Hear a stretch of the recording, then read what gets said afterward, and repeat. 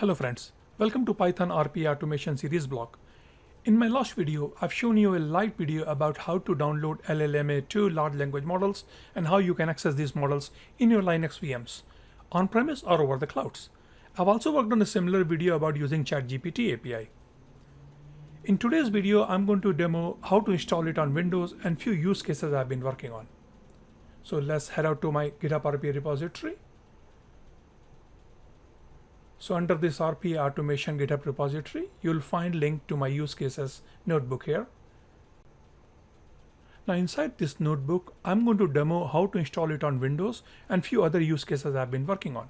Just a disclaimer, it's very important to note that this particular series and whatever we are going to discuss today, it will concentrate only on toy examples showcasing certain use cases and actually is not meant for real life production application. So let me start with the demo first so that you can decide whether to stick around and watch further or skip this video. All right, as you can see in this notebook, these are a couple of use cases I've been working on. So for example, three-way matching process, identifying duplicate vouchers, a fraudulent system, or compliance or tax saving, etc. In this particular today's video, my only focus on building a system which helps you monitor time and expenses in an organization. So time count monitoring, I'm just taking a toy example here. So for example, in your organization, you assume that all of your employees work 8 hours in a day from Monday to Friday. So suppose you have some kind of a time register or a log or a table or database where you keep all of this attendance data. So as you can see on this screen, and there are 500,000 transactions, and probably more than that one. I will show you how to write the script, where you can create millions and millions of such transactions. So in this example, as you can see, I am assuming that one employee logs 8 hours in a day. Now all of a sudden what happens, it may not be a bad thing. Suppose this employee decided to work overtime and all of a sudden in his time sheet he make a mistake and he put 12 hours in there. So I am going to build a system which will use LLMA or ChatGPT prompt, and I will try to figure it out that, hey, you know what, is this something a mistake or it may be a fraudulent transaction? You may argue that I can do the same thing with the statistical analysis, and that's actually very valid argument, and that's true. But here I just want to use LLMA showcase, like, okay, how I can use this and build a dynamic prompt like this. So where I going to pass all the values there. Hey, you know what, for example, ChatGPT or LLMA, tell me that, if guy works average on this thing, so average, weekly hours are this amount, is there any fraudulent transactions you see? So we are going to build this kind of prompts, dynamic prompts, and we will take these prompts and ask, pass it on to LLME or maybe ChatGPT model and get an answer. Similarly, expense monitoring would be a little tricky, but the concept is the very same. But just to call out that in this particular today's video, we are not going to work on images. In follow-up videos, I will show you how you can do the same, same kind of anomaly detection on images like invoices and all that, right? But in this today's video, so for example, in this simple table, suppose you have employee payment or expenses related data where you have all the employee expenses in, logged in a table kind of a thing. So similar concept, I want to find it out. Hey, if one person is staying in San Francisco over the week, how much lodging amount he should pay. At the same time, you can build your own prompts, and you can pass on some other data which helps this language model decide. More information you put, better the results will be, and you'll be surprised to see the results. Is very interesting. When I pass on these kind of prompts to ChatGPT and LLMA model, I found some very, very interesting results, and those were very, very accurate. So that's why I'm very excited to showcase this project to you. Enough with the demo, so let's go jump onto the code. I assume at this point you're still watching it, that you have interest and you want to see how I coded this particular project. So let's get started. Now, since I got your attention and you're still watching this, let me formally introduce myself. My name is Amit Shukla, and I train finance and supply chain data on neural network for a living. So during COVID pandemic period, I trained supply chain models to predict supply chain shortage, especially healthcare related. And a lot of the work you see on my GitHub repository is the result of those efforts. Please do not forget to like this video, subscribe to my YouTube channel, and follow me at my Twitter. All right, so let's start with the installation here. So installation is not very different than what we did for Ubuntu Linux, except few steps are a little bit different. Step number one, I highly recommend to create your own mini conda. So this is the link I included in this GitHub in this notebook. Please go through this link and download the mini conda and create a new environment. Now, I assume at this point you already have a Windows machine which has the GPU, and if not, then please test it out. So use this command import torch and torch.cuda.current device, and if you see that error, that means you do not have a GPU on your machine. So next thing is you have to download the CUDA and the for your GPU. So this is the link I included. Again, go to this link. So the command may be different than depending on your machine. So I highly recommend please go to that link, and depending your machine configuration, please choose the appropriate command. All right, once you have that, once you execute that CUDA install, you should see an available CUDA on your device. So torch.cuda.is available should return something in this case after the CUDA is successfully installed on your machine. All right, so a lot of times this happens like installing torch and this thing is not enough. A lot of times when you will be running that, you might see some CUDA out of the error. So this particular block is optional for now, but trust me, later you will need that. You will, because this came from when I was trying to run a couple of the models here. I often see CUDA out of the memory error, cache clearance, so those kind of a thing. So please keep this command handy. This is not required at this time, but definitely you will need that if you want to if you see a couple of the errors there. All right, next thing is then officially you just go to the Meta AI website and request a URL. Once you sign up, they will send you a URL that's called downloadable URL, and that's active only for 24 hours. Once you receive that URL in your email, please copy paste that and come back here. Now next step is go to the GitHub. Please make sure that you already have the Git installed on your machine. If not, please depending on the Linux or Windows, install Git and clone this repository. Now once you're inside this your LLMA directory here, you need to download those model and model weights. So when on Windows, you just need to run bash and download .shell file, or in Linux you just execute that command. Make sure when you're running it on Windows, because download.sh file, it uses wget, so make sure you copy paste the wget.exe, and once you have that, you will be able to successfully download it. All right, then you are just it's very simple, it's very ready. Make sure that you are inside that new LLMA conda virtual environment that you created. Make sure that you choose that as a kernel, as a new environment here, and execute this command. Simple.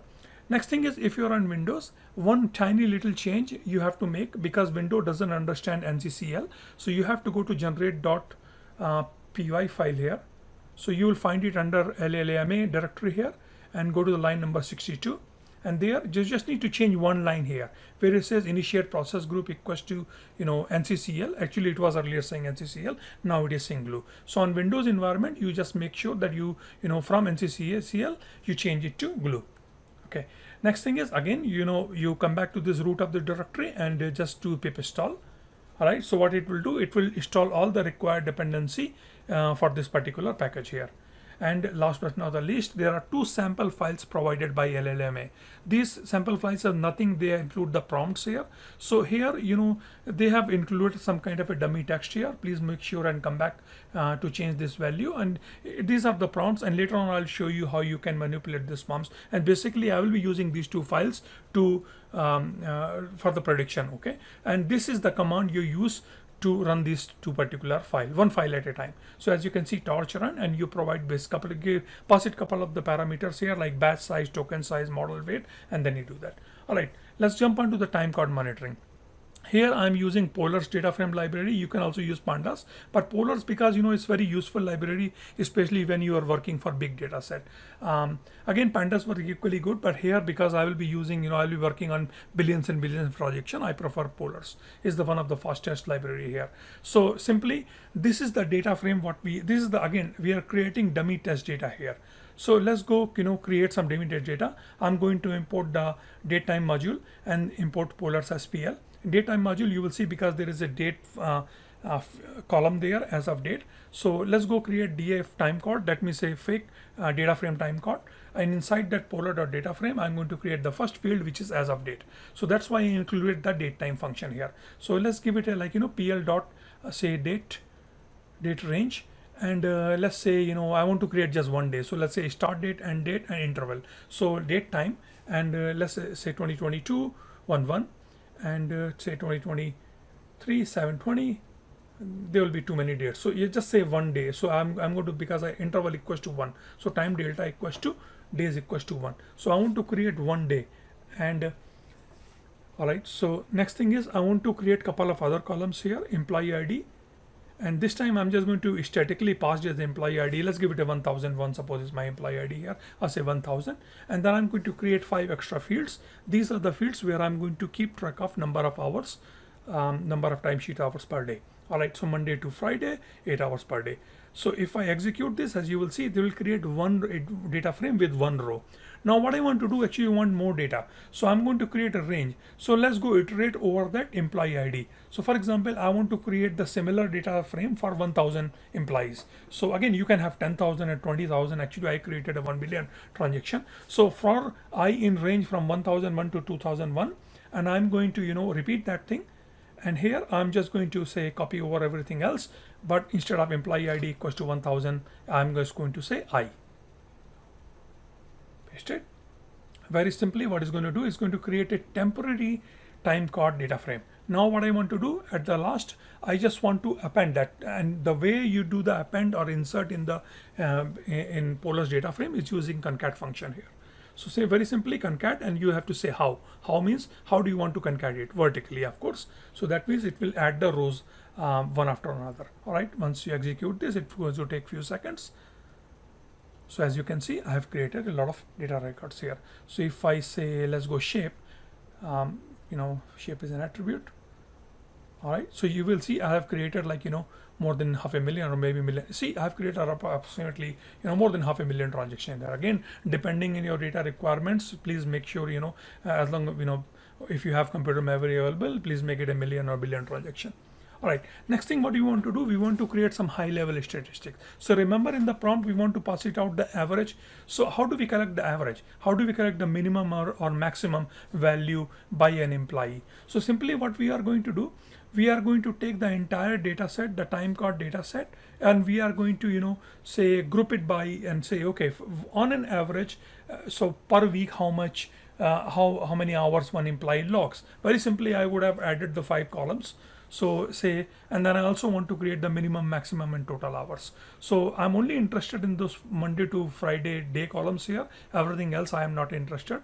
So here, because you see, once you do the describe, you see a lot of different values here. The describe commands also work on some string series data string series as well. And here the data type has to be an integer or float. So that's why let's go. I'm going to call the describe, and then I'm going to get rid of all the columns. So select all the columns and get rid of the columns which are like non-numerical values. So as of date or employee ID, and then I'm going to filter it, and I'm only interested in minimum, maximum, average. If you're interested in more statistical elements, please feel free to include that. So for now, this data set, I'm only interested in minimum, maximum, and average, and I'm going to sum it horizontally so that I can see the results per week. All right. Now if I run this, as you can see, so 8 hours. Let me run this again. See, 8 hours per week, 8 hours per day, so 40 hours per week. Now we have got the total average hours spent by an employee. If this is an average, so this applies to the entire 500 million row set. Now let's go figure it out how much one employee is spent in a week. Right. So as you can see, employee number 1001 on a given date, it is planned. You can see the entire week's timesheet here. So this guy is spending 8 hours per day. Now let's go create some fake data. Remember we talked about, okay, what happens? So for example, today, so we created a data frame till July 20th. So on July 21st, we are creating a new data set. So let's go create a new data set. All I'm going to do, I'm going to just copy over the code what we have just done previously, right? But instead of saying, Mondays, let's make it a 12. Okay. All right. So as you can see, it will create some fake data here. It's going to insert it and append it to the same data frame. So now execute this. And if I run the shape command, I bet I will see approximately, a couple of thousand rows extra. So now let's go query this data here one more time. So as you can see now, this guy has today's date. So till yesterday, this particular employee was logging 8 hours per day. But this week, for some reason, he put like 12 hours on Monday. All right. So simply what we want to do, we want to create a prompt. We want to create a literal string where we are going to code all this value. And this is the pieces of the statistical information. So make sure the more statistical information you include in your prompts, better the results are going to be. So here, let's go create a, I'm going to filter that employee ID by that one. So let me do one ID at one employee ID at a time, and later I will create a loop. I'm going to iterate over all the employees here for a given particular day.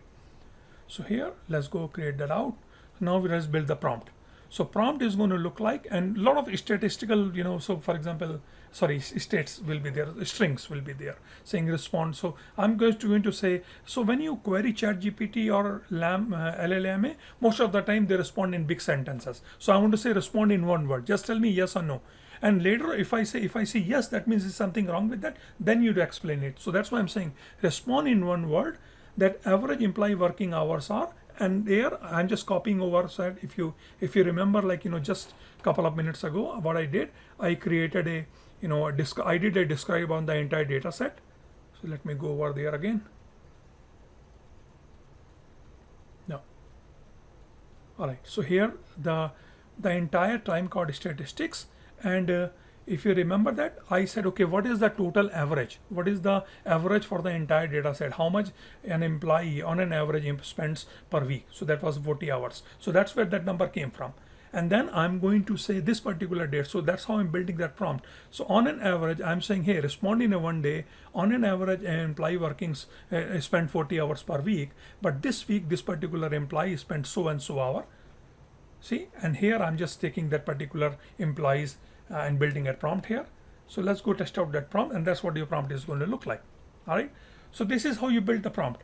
Now pretend that if you take this particular prompt and ask this question, pass on all this information to LLMA and ChatGPT. Again, you can be, you could have done this statistically, and maybe you would have obtained the better results, but I bet not better results.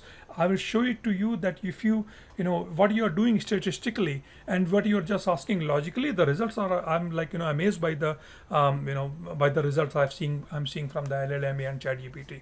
Now let's go create two different dummy functions here called ChatGPT. And again here I'm pretending I'm just like returning it yes. So what I need to do, whatever prompt I've created, I am just passing into this OpenAI API. Again, if you're like wondering where this code came from, I have already made an entire new video about how to create an OpenAI API. I will include the link to that particular video here. Please go through that, and there I've explained every piece of code in that particular video here. So similarly, let's create another function here called LLMA, and here again same thing. I'm passing those prompts to that to their API. Again, if you're wondering where it came from, go to this example text completion.py. Again, in last video I've explained this, what this code does. Is very simple code, it's not a rocket science, but again, just to I've copy pasted that code here. Simply what I am doing, whatever prompts I have created, I am passing it to that generated.chat completion function here, and it simply calls that LLMA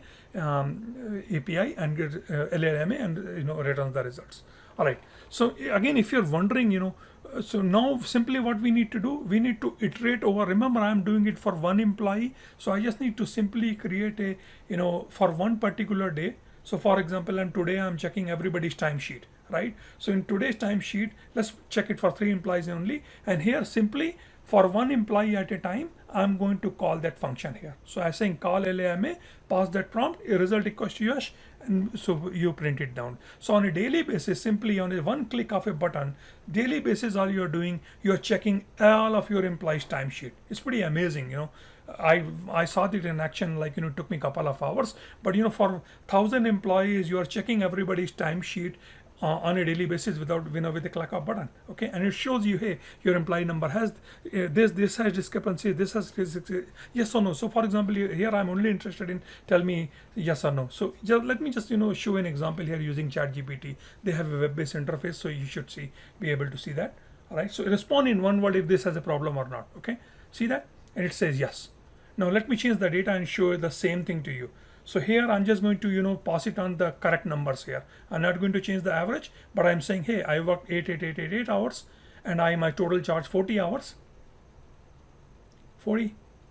And if you execute that, it will say no. This is amazing. Like, more and I trust me, I've worked on this. Like, I tested it with a lot of different records and stupid things, when it was like, more accurate than I could have imagined. So, and if you want to find the anomalies here, it also gives you that, you can, it gives you very lengthy explanation here what's wrong with your data set. And this was better than my analysis. That's why I'm so excited about this. I keep on saying that you could have achieved the same results using statistical analysis, but this is, this is no inferior than that. Okay, this is no inferior than your human mind. All right, so let's go. Last thing I want to show it to you. Go back to this. Now let's go. Show. So it just iterate over the number of employees, one employee at a time. It will show you this thing. Last but not least, I want to also take the time to cover that expense monitoring. But before you do that, okay, I forgot to how you can do that using Llama. So simply what I did, I changed the prompt in that complete text completion, and using this command, I'm accessing Llama to results. Those are a little slower because I'm running it locally, but I'm getting equally good results. All right, so now let's go work on the time. So expense part, you will find a link to this repository, to this notebook, in the video description below. So I'm not going to go through the code over and over again, but simply what I'm doing, I've created a fake expense table here. It looks like this, very similar code. And simply what I'm building the generic statistical values for entire data set, and then I'm taking one data set at a time. So for example, this particular employee, he stayed in San Francisco on this particular date, and he charged me $400. Tell me, was this reasonable or not? But here I'm passing one extra value called tolerance. I'm saying, okay, you know what, imagine, like, everybody pays $400 per night to stay in San Francisco. I paid say 150, but if considering the tolerance level is like 20%, was this transaction reasonable or not? So that's what I'm trying to that's what I'm building this in data set. There's a lot of information there. Sorry, I couldn't cover everything. In next few videos, I will be making similar videos, and actually I've been working on some other projects, like how to identify duplicate voucher invoices which involve images and etc. So if in future, if time permits, and if I make some more videos, I'll be happy to share those. Thank you for watching. If you like this video, please do not forget to subscribe and follow me at my GitHub, Twitter, and YouTube. Thank you very much.